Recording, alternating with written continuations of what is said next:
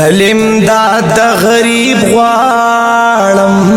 دا نارا وهم پجارا چې غربت د دوی شي ختم حال زبشم قرار زما خويند میند جاړي د روټه درکې نيشتا خدای دې له هر سور کا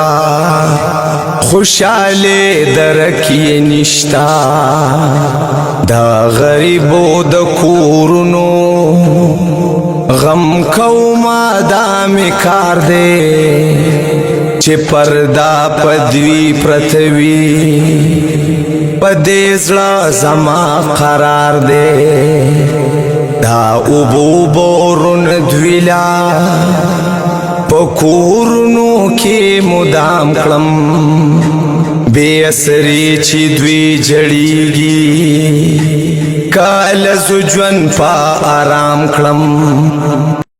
بسم الله الرحمن الرحیم. السلام علیکم ورحمۃ اللہ وبرکاتہ. مقبول امتیاز تاسو په خدمت کې حاضر یم او الحمدلله څنګه چې زموږ دغه ترتیب د اوبو یا د نورو خدمتونو چې څنګه شروع دي الحمدلله زموږ دغه ترتیب روان دی. په دې کې مختلف قسمونو رابطې کې چې چاته څه قسم ضرورت نه غیم رابطې کې او چې څوک وایي چې زموږ طرفه دا کارو کا راشنې که پیسې او کنه دغه شان ګورنه هر قسم حالات هغه به زموږ د اصل په دیناله باندې زموږ خپل یو کشر دی او ماشوم لکته او الحمدلله هغه ځان ته د اصل په دیناله باندې خو کور ټول کو راکې دي. نن سبا حالات داسې چې په کورونو کې زیاتر غڼه غونه شي او کورونه واړه واړي دلته کې لکه ځان له خپل محنت باندې الحمدلله دغه کوډګي راواچول او دغه کار وتا سمینه را کار پکې زما په خالي سبا یا بل دې ته واپس کړه راړي د بور پکې د اوبو ضرورت نو الحمدلله دا اوبو چې کوم دی دا د الله تعالی یو ډیر لوی عظیم نعمت دی او ډیر لوی او چې د صدقه جاریه ده. زمون یو ورور مخورو کې رابطه کړو چې داغه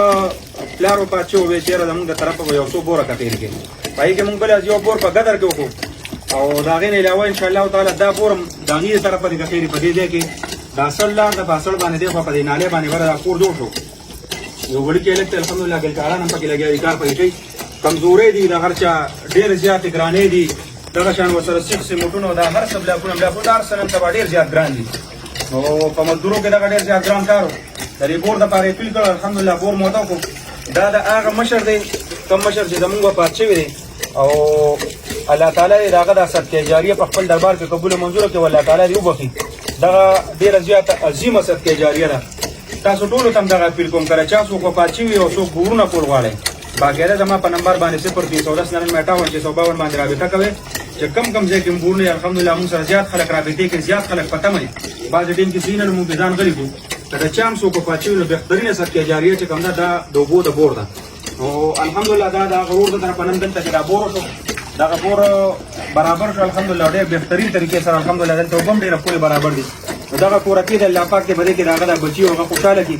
او دغه وبدي دغه بیا موږ چې دا ډېر زیات عظیم او لوی صدقه جاریه